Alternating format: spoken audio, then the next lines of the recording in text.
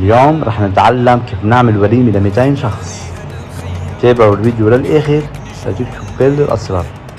بطنجرة على النار بنوضع بصل الهندي ومنقليه بالزيت حتى يحمر عنا كتير منيح. بس حمر عنا البصل بنرفعه على جنب وبنوضع بنفس الزيت أفخاد الدجاج أو دبوس الدجاج أو فروش كامل مثل ما انتم بتحبوا. وفيكم كمان بد الدجاج تختاروا لحمي، هيدا الشي بيرجع حسب رأيكم وذوق. بنقلب الدجاج حتى نتأكد انه كل حبات الدجاج صارت معنا شقرة ولونه ذهبي.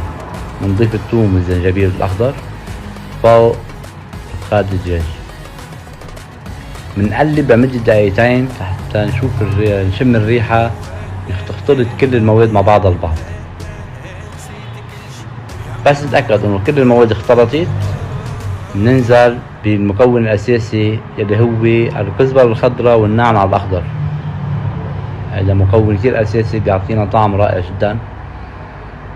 وبنقلب لمدة دقيقتين 3 دقايق حتى كل المواد تعشق بعضها البعض وتظهر النكهات، لأن هيدا الخليط هو الأساس تبع أكلتنا.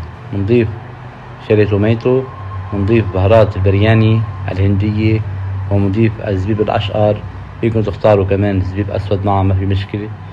بنقلب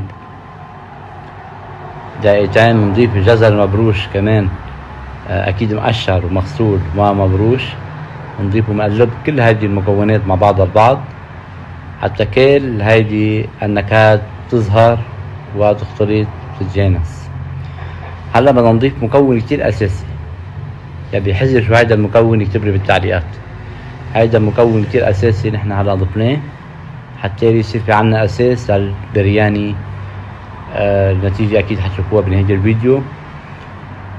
نخلط كل هذه المواد حتى تتفاعل كل النكهات ويصير في عنا أساس لحتى ننطلق منه.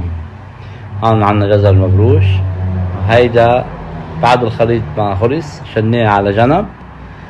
جبنا طنجرة، رجعنا وضعنا بالاسفل شوي من الخليط. هلا عم نوضع طبقة من الرز البسمتي المغسول والمسلوق 3/4 السوا، يعني مسلوق تقريبا حوالي 10 إلى 12 دقيقة.